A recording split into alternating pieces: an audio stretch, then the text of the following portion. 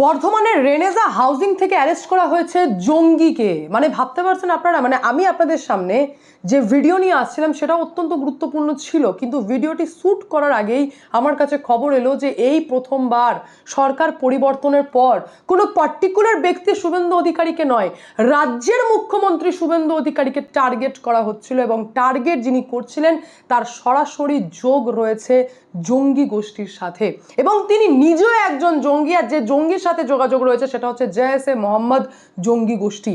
Continue digital প্ল্যাটফর্মকে use করে যোগাযোগ রাখা হচ্ছিল। নাম হচ্ছে হামিদ মণ্ডল, যা হঠাৎ করে অ্যাক্টিভ হয়ে যায়। মানে অ্যাকচুয়ালি আমাদের রাজ্যে সে নর্মাল আপনার এবং আমার মতোই ছিল, নর্মাল একজন পাবলিক ছিল, কিন্তু হঠাৎ করে সে অ্যাক্টিভ হয়ে যায় এবং তার এই যে ডিজিটাল প্ল্যাটফর্মের মাধ্যমে বিভিন্ন ইনফরমেশন এদিক ওদিক করা হচ্ছিল। যেখানে প্রথমেই জানিয়ে দেবো আপনাদেরকে যে কেন্দ্রীয় গোয়েন্দা সংস্থার সাথে পুলিশের এসটিএফ, আমাদের রাজ্য পুলিশের এসটিএফ এর যৌথ একটা অভিযান হয়, যেখানে দীর্ঘদিন ধরে এই হামিদ মণ্ডলের ডিজিটাল প্ল্যাটফর্মের ওপর গোয়েন্দারা নজর রেখেছিল। কাকে মেসেজ করা হচ্ছে, কি মেসেজ করা হচ্ছে, কি কথা বলা হচ্ছে। চাইলে প্রথমেই ধরপকড়াও করা যেত, কারণ তার গতিবিধি অলরেডি সন্দেহজনক ছিল, কিন্তু তার কথাবার্তার ওপর নজর রাখা হচ্ছিল যে কি কথা বলা হচ্ছে, কি করতে চায়। এবং যখন পুরোটা নজরদারির মধ্যে এটা সামনে আসে যে মুখ্যমন্ত্রীর একাধিক যে জেলা সফর করছেন, সেই সফরের খুঁটিনাটি শেয়ার করা হচ্ছে, টাইমিং শেয়ার করা হচ্ছে, মোবাইল নম্বর শেয়ার করা হচ্ছে, কখন কোথায় যাচ্ছেন রাজ্যের মুখ্যমন্ত্রী তার ডিটেলস শেয়ার করা হচ্ছে, তখনই তাকে হাতে নাতে প্রমাণ শুদ্ধ ধরা হয় এই হামিদ মণ্ডলকে, যে ধরা পড়ে বর্ধমানের রেনেজা হাউজিং থেকে। এবং তার যুক্ত মানে সেই আতঙ্কবাদী, সেই জঙ্গি যুক্ত রয়েছে অলরেডি সাজ্জাদ ভাট গোষ্ঠীর সাথে। সেই গোষ্ঠীকেও আইডেন্টিফাই করা হয়। এবং এটা অবাক করার বিষয় নয়, আমাদের রাজ্যে এইরকম একাধিক নর্মাল ব্যক্তি যারা অ্যাকচুয়ালি স্লিপার সেল, তারা কিন্তু খবর এলেই অ্যাক্টিভ হয়ে যাচ্ছে। খুব লজ্জাজনকভাবে বলছি যে এই যে বিষয়টা সামনে আসছে, যে মাত্র 2.5 মাসের মাথায় রাজ্যের মুখ্যমন্ত্রীকে টার্গেট করার মতো এত ভয়ঙ্কর প্ল্যানিং তারা সেট করতে পারছে, সেটার একমাত্র রিজন হচ্ছে প্রাক্তন মুখ্যমন্ত্রী মমতা বন্দ্যোপাধ্যায়। আপনারা বলবেন আবার সেই মমতা বন্দ্যোপাধ্যায়? আমি বলছি হ্যাঁ, আবারও সেই মমতা বন্দ্যোপাধ্যায়, যার কাছে পারমিশন নেওয়া হয়েছিল যে এনআইএ আমাদের রাজ্যে থানা তৈরি করতে চায়, তবে তো একটা তো গ্রাউন্ড লাগবে, একটা তো জায়গা লাগবে। সেই এনআইএ এর থানা তৈরির পর্যন্ত পারমিশন মমতা ব্যানার্জি দেয়নি। এমনকি উত্তরপ্রদেশে অলরেডি এসটিএফ রয়েছে, অলরেডি এটিএস রয়েছে, অ্যান্টি টেরর স্কোয়াড রয়েছে। এটা আমাদের লজ্জাজনক ব্যাপার, এটা আমাদের দুর্ভাগ্য যে আমাদের রাজ্যে এমন কোনো অ্যান্টি টেরর স্কোয়াড নেই যেটা তৈরি করার প্ল্যানিং চলছে। আর আমরা খুব ভালোভাবেই এটা জানি যে আমাদের রাজ্যের বিভিন্ন জায়গা থেকে এর আগেও জঙ্গি ধরা পড়েছে, কিন্তু পার্থক্য হচ্ছে এইবার জঙ্গির নাশকতার ছক ছিল ভয়ঙ্কর। তারা শুভেন্দু অধিকারীকে টার্গেট করে ফেলেছিল, মানে মুখ্যমন্ত্রীকেই টার্গেট করে ফেলেছিল। আপনারা ভাবতে পারছেন? আরেকটা ইনফরমেশন আমি আপনাদেরকে দিই। অলরেডি 16 মে একটা ফোন আসে ভবানীপুর থানায়, এবং যেখানে এটা জানানো হয় যে একজন মহিলা নাকি ফিডাইন হয়ে যাবে, মহিলা হয়ে যাবে সুইসাইড বম্বার। সে মুখ্যমন্ত্রীর সাথে সাক্ষাৎ করতে গিয়ে সে সুইসাইড বম্বার হয়ে ফেটে যাবে। অর্থাৎ আবারও শুভেন্দু অধিকারীকে টার্গেট করা। আপনাদের মধ্যে অনেকেই ভাববেন যে আগে থেকে কেন আতঙ্কবাদীরা ফোন করে জানিয়ে দেয়, তারা ঘটনাটা ঘটানোর পর তো এমনিই জানতে পারবো না। এই যে জেএসএ মোহাম্মদ, এই যে লস্করে তৈবা, এদের মধ্যেও কম্পিটিশন চলে যে তাকে, মানে একজন উচ্চমানের ব্যক্তি, ধরুন মুখ্যমন্ত্রী বা কোনো পার্লামেন্টের মেম্বার বা কোনো কেন্দ্রীয় মন্ত্রীকে যদি টার্গেট করা হয় এবং সেই টার্গেট যদি সাকসেস হয়, তাহলে দায় কে নেবে? দায় নেওয়াটাই তাদের মধ্যে একটা ক্রেডিট। মানে আতঙ্কবাদীদের মধ্যেও কম্পিটিশন চলে, এবং সেই কারণে তাদেরকে দেখবেন যে বিভিন্ন জায়গায় পোস্টার লাগিয়ে দেয়, হয়তো আগের দিন রাত্রে, কাউকে হয়তো টেলিফোনের মাধ্যমে ইনফর্ম করে দেয়, কাউকে মোবাইলের মাধ্যমে, ইমেলের মাধ্যমে ইনফর্ম করে দেয়। আর এইবার তো মারাত্মক ঘটনা সামনে এলো যে এইবার তারা জানায়ও নি, মানে ভেবেছিল যে ঠেকা নিচ্ছে নেক, আমরা গিয়ে ফেটে যাই, কারণ মিশন সাকসেস করাটাই হচ্ছে ইম্পর্টেন্ট। তারা জানায়ও নি, আগে থেকে ইনফর্মও করেনি। এসটিএফ এবং কেন্দ্রীয় গোয়েন্দা সংস্থা তাদের ডিজিটাল প্ল্যাটফর্ম যেহেতু নজর রাখা হচ্ছিল, তাদেরকে ট্র্যাক করা হচ্ছিল যে তাদের গতিবিধি ঠিক কী হয়, এবং তারপরে ধরা পড়ে হামিদ মণ্ডল, একজন জঙ্গি যার জেএসএ মোহাম্মদের সাথে সরাসরি সম্পর্ক রয়েছে। কাশ্মীরের সাথেও, মানে কাশ্মীরি জঙ্গির সাথেও সে ডিজিটাল প্ল্যাটফর্মের মাধ্যমে কথাবার্তা বলছে। মানে এটা একটা বিরাট বড় ষড়যন্ত্র, যা বড় সড়ো, মানে বলতে পারেন সাকসেস এসটিএফ এর, কেন্দ্রীয় গোয়েন্দার সংস্থার জন্য এটা বিরাট বড় সাকসেস। সাকসেস এবং আমাদের রাজ্যের জন্য এটা অত্যন্ত দুঃখজনক ব্যাপার যে 2.5 মাসের মধ্যে এরকম ঘটনা হচ্ছে। মানে আগামী দিন তো পড়ে রয়েছে, সরকার পরিবর্তন 2.5 মাসের মধ্যে মুখ্যমন্ত্রীকে টার্গেট করা হচ্ছে, এটা কিন্তু নিজের মধ্যেই একটা মারাত্মক বিষয়। আজ আমি বেসিক্যালি আপনাদের সামনে যে বিষয় খবরটা নিয়ে এসেছিলাম সেটা হচ্ছে যন্তর মন্তরকে নিয়ে, কারণ আমরা প্রত্যেকেই জানি যে স্টুডেন্ট প্রোটেস্ট চলছিল যেখানে সরকার 2 পা পিছিয়েছে। আজ আমি বলতে বাধ্য হচ্ছি যে ঝুলি থেকে এবার বেড়াল বেরিয়ে আসছে, অর্থাৎ টার্গেট ধর্মেন্দ্র প্রধান ছিলেন না, টার্গেট ছিলেন আমাদের দেশের কেন্দ্রীয় মন্ত্রী তথা আমাদের গৃহমন্ত্রী অমিত শাহ। একদমই ঠিক শুনছেন আপনারা, এইবার যন্তর মন্ত্রে নাকি আবার প্রোটেস্ট করা শুরু হবে।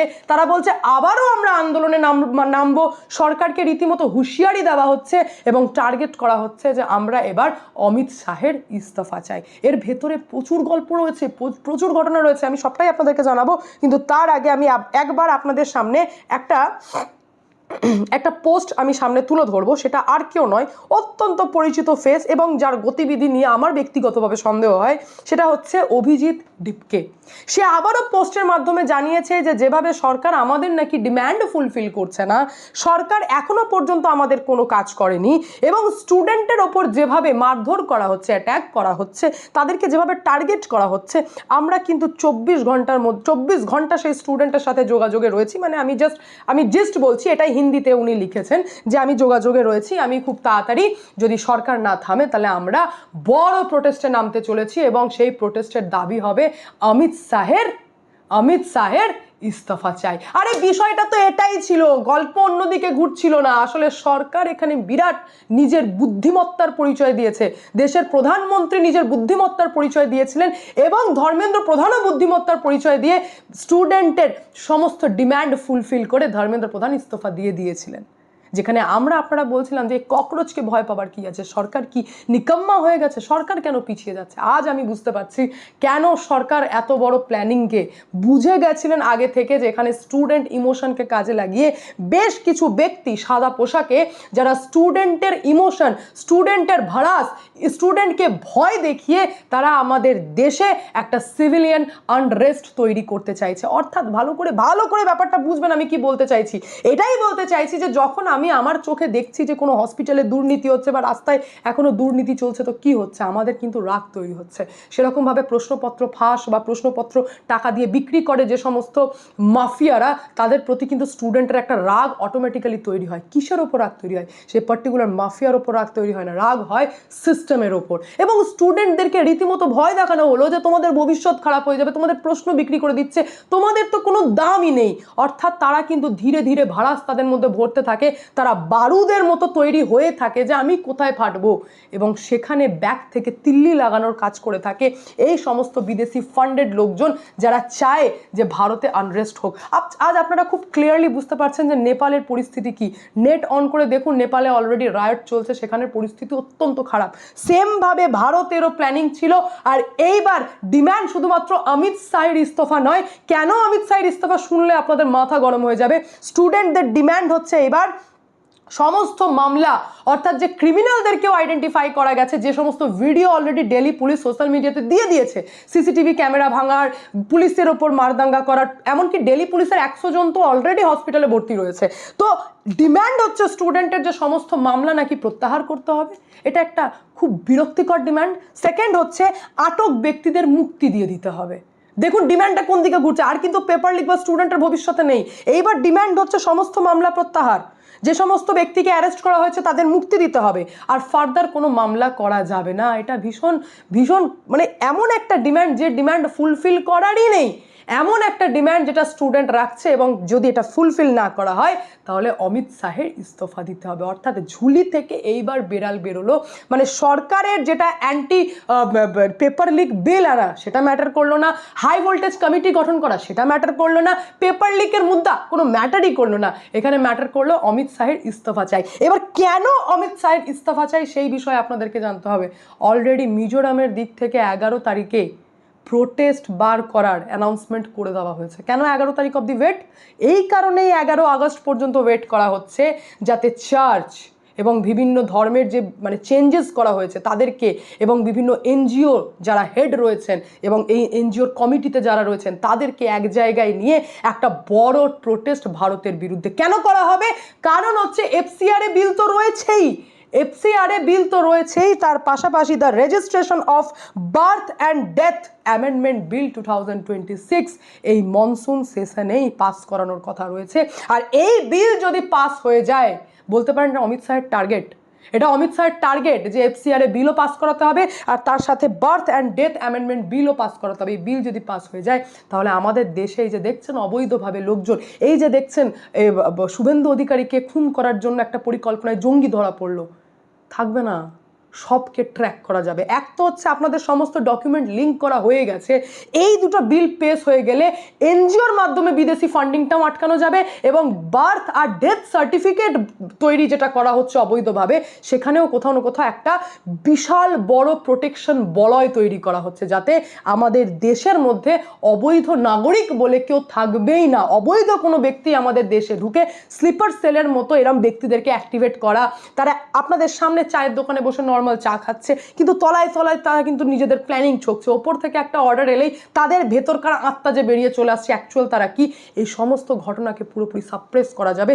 অর্থাৎ সরকার কড়া হাতে পুরো রাজ ধরতে চাইছে। এই যে তলায় তলায় একটা প্ল্যানিং চলছে ভারতের ডেমোগ্রাফিকে চেঞ্জ করে দেওয়ার, যেটা হয়ে গেছে, তার ওপর সরকারের একটা ব্রহ্মাস্ত্র বলতে পারেন প্রয়োগ করা, আর তারই বিরুদ্ধে এখন বিভিন্ন জায়গা থেকে উস্কানো চলছে যে না আবারও স্টুডেন্টদেরকে উস্কাও, কারণ একটা প্রোটেস্ট তো সরকার তো সব ডিমান্ড ফুলফিল করে তো প্রোটেস্ট উঠেই গেল, কোনো কারণ তো নেই। স্টুডেন্ট নিজের মধ্যেই কোনো কারণ খুঁজে পায়নি যে আমরা কেন বসে থাকবো, আবার সেই বসে রাখার জন্য আবার যেন তারা বসে, তার জন্য এই সমস্ত কি বলবো একটা মানে ফালতু একটা ডিমান্ড প্রেস করা হচ্ছে যে এই ডিমান্ড যদি ফুলফিল করে, যদি না করে সরকার তাহলে আবারও যন্তর মন্তরে বসবে। শুধু এখানেই ভাববেন না যে আমি এন্ড করছি, বুঝুন কালকে হঠাৎ করে পার্লামেন্টে 40 মিনিটের একটি হাই ভোল্টেজ মিটিং নেওয়া হয়।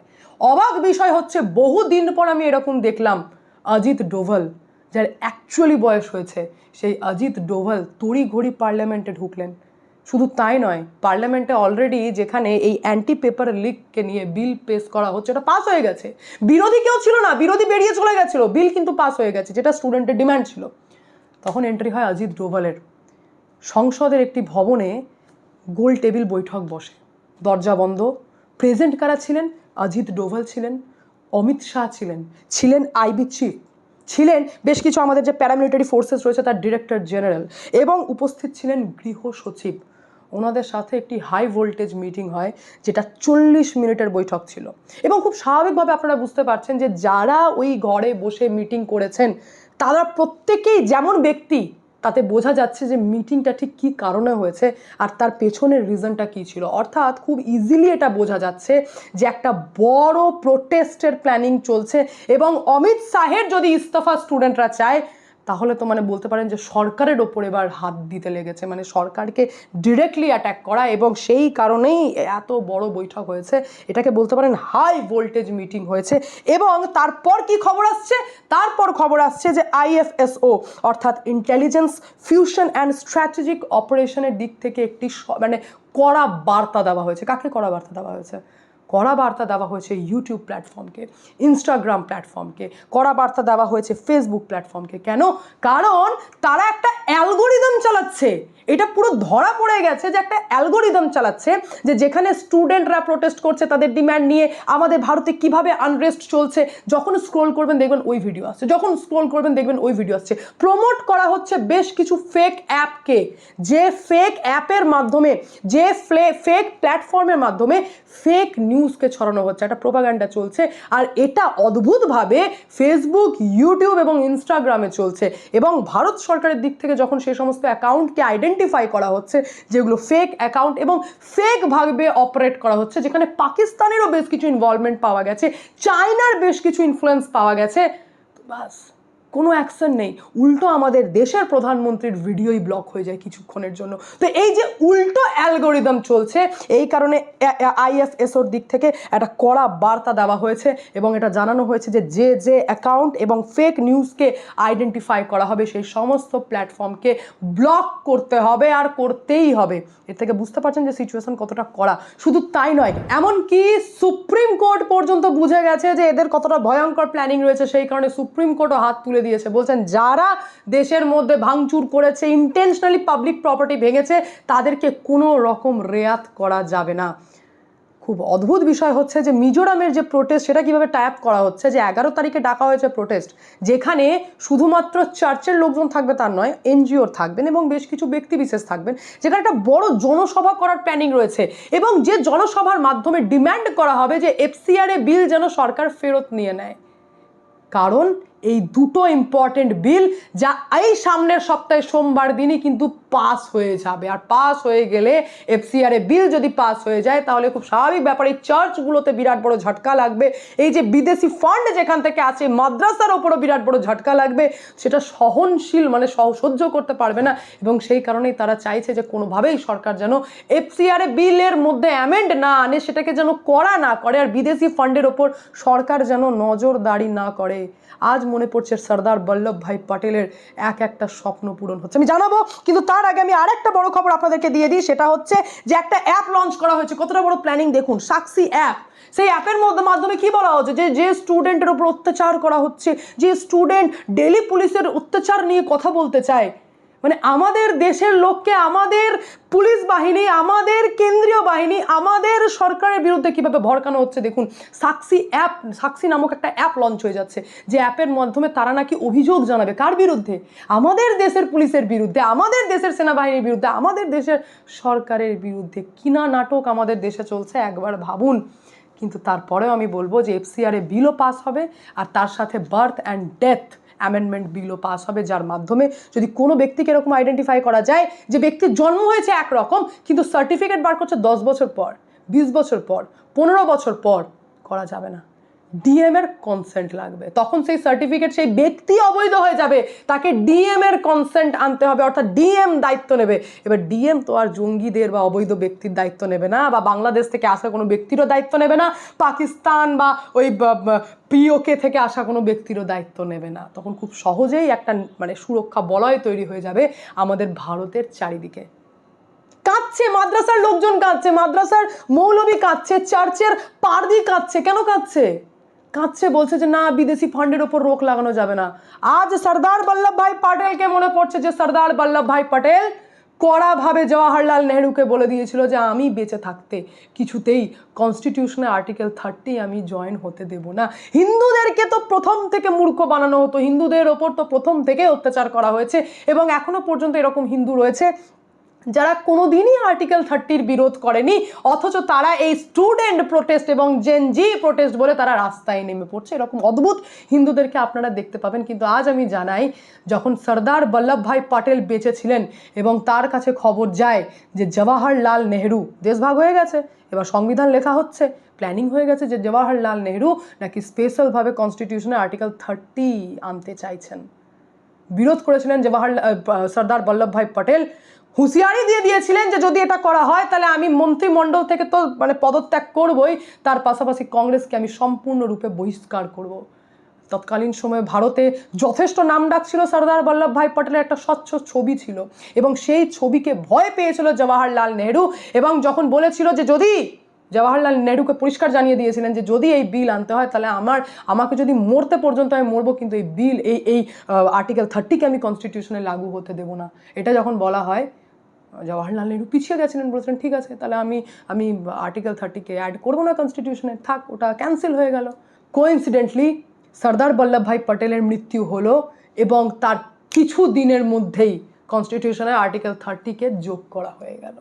কতটা বড় ঐতিহাসিক ভুল এই জওয়াহরলাল নেহরু করলেন, এবার ইন্টেনশনালি না আনইন্টেনশনালি আমি সেই তর্কে যাব না, কিন্তু এমন মারাত্মক ভুল যে আপনাদেরকে জানতে হবে তাহলে আর্টিকেল 30-তে কি রয়েছে কনস্টিটিউশনে। বলছে যে এখানে তো এক তো হচ্ছে আমাদের কনস্টিটিউশন দুটো শব্দের ব্যবহার করেছে, একটা হচ্ছে সংখ্যা লঘু আর একটা হচ্ছে বহু সংখ্যক। বহু সংখ্যক বলতে বুঝে গেলেন এখানে হিন্দুদেরকে বোঝাচ্ছে, সংখ্যা লঘু বলতে এখানে মুসলিম ইসাই এই সমস্ত ছোট ছোট ধর্মের লোক যারা আমাদের দেশে বাস করছেন, অল্প সংখ্যক, যারা নাকি মনে করছেন যে আমরা হারিয়ে যেতে পারি, শেষ হয়ে যেতে পারি, তাদেরকে অল্প সংখ্যক বলা হচ্ছে। তো আর্টিকেল 31A-তে এটা রাইট দিচ্ছে যে মাইনরিটিরা, সেটা ইসাই হোক, সেটা মুসলমান হোক, যেই হোক না কেন, তারা তাদের ধর্মের প্রচার আমাদের দেশে বসে করতে পারে, এটাতে সরকার কোনো রকম বাধা দেবে না। তারা ধর্মীয় প্রতিষ্ঠানের মাধ্যমে হোক, যে কোনোভাবে, মানে তারা তাদের ধর্মের প্রচার করতে পারবে, তারা তাদের ধর্মীয় প্রতিষ্ঠান আমাদের দেশে বানাতে পারবে, তাতে সরকার কোনো হস্তক্ষেপ করবে না। আর্টিকেল 31A-তে তো এটাও বলা রয়েছে যে যদি সরকার, মানে সরকারের তো এতটা রাইটও নেই যে কোনো কারণে যদি কোনো ধর্মীয় প্রতিষ্ঠানকে সরকার সিজ করতে চায় বা বন্ধ করতে চায়, সেটাও সরাসরি সরকার করতে পারবে না, কারণ সেটা তাদের তো মানে এটা তো রাইটই রয়েছে না, মানে সরকার এটা করতেই পারবে না। সরকার মানে যদি কোনো কারণে দেখে থাকে যে তাদের ধর্মীয় প্রতিষ্ঠানকে বন্ধ করতে হবে, সেটাও সরকার সরাসরি করতে পারবে না, কারণ এটা রাইটই দিচ্ছে তাদেরকে। আর তার থেকেও বড় কথা হচ্ছে যে আর্টিকেল 32-তে তো এটাও বলা রয়েছে যে মাদ্রাসা যারা চালাবেন, মৌলবি বা চার্চ যারা চালাবেন, তাদেরকে সরকার তো পারলে নিজের পকেট থেকেই টাকা দেবেন, মানে সরকারই টাকা দেবেন কার জন্য, যে মাইনরিটি যারা রয়েছেন তারা যাতে তাদের ধর্মীয় প্রচারটা খুব ভালোভাবে স্মুথলি আমাদের দেশে করতে পারেন, তার জন্য সরকার তাদেরকে টাকা দেবে।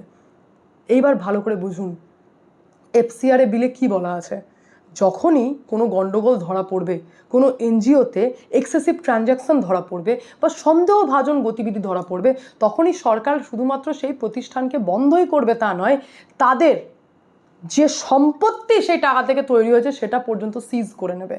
যখনই এরকম হবে, ধরুন কোনো চার্চেরই, ধরুন কোনো খ্রিশ্চানেরই কোনো কিছু এরকম গতিবিধি ধরা পড়লো যা সরকারের রুলস মানছে না এবং সরকার বাধ্য হয়েছে সেটাকে সিজ করতে, তখনই তারা সুপ্রিম কোর্টে পৌঁছে যাবে, বলবে হুজুর এই সংবিধানের আর্টিকেল 30 এটা তো আমাদের ফান্ডামেন্টাল রাইট, এটা তো বেসিক স্ট্রাকচারের মধ্যে, সরকার কিভাবে আমাদের ধর্মীয় প্রতিষ্ঠানে হাত দিতে পারলো, কিভাবে সরকার এটাকে সিজ করে দিতে পারলো, এটা বন্ধ করে দিতে পারলো, বা বুঝতে পারছেন না, FCR-এর সাথে ডিরেক্টলি কনস্টিটিউশনের আর্টিকেল 30-র ক্লাস তৈরি হবে। চলে গেল মামলা সুপ্রিম কোর্টে, যখন ফান্ডামেন্টাল রাইট নিয়ে কোয়েশ্চেন আসছে তখন সুপ্রিম কোর্ট সেই মামলা শুনতে বাধ্য। তো এমন একটা ঐতিহাসিক ভুল যেটা জওয়াহরলাল নেহরু করে গেছেন, যার মাসুল আজও আমাদেরকে গুনতে হবে। এই যে ওয়াকফ বোর্ড বা এই যে খ্রিস্টানদের চার্চের যে ট্রাস্টি রয়েছে, এরা সরকারকে কোনো ট্যাক্স দেয় না, মন্দির কিন্তু দেয়। দেশ ভাগ দুরকমভাবে হয়েছিল, আমাদের দেশ হয়েছিল সেকুলার আর পাকিস্তান হয়েছিল ইসলামিক, আর আমরা হয়েছিলাম ধর্মশালা। এবার এখানে এমন একটা রুলস যেখানে গুরুকুল যখন খুঁজতে যাবেন তখন পাবেন 2000 থেকে 2500, মাদ্রাসা যখন খুঁজতে যাবেন তখন দেখবেন 35,000 থেকে 40,000, আর যখন আপনারা কনভেন্ট স্কুল বা চার্চ খুঁজতে যাবেন তখন দেখবেন 65 থেকে 70,000। নেহরু দিয়ে দিয়েছিলেন রাইট, ফান্ডামেন্টাল রাইট দিয়েছেন, যেটাকে চেঞ্জ করতে গেলে বা অ্যামেন্ড করতে গেলে 2/3 মেজরিটি লাগবে, কারণ এটা বেসিক স্ট্রাকচারের মধ্যে পড়ে। এটার ঘোর বিরোধ করেছিলেন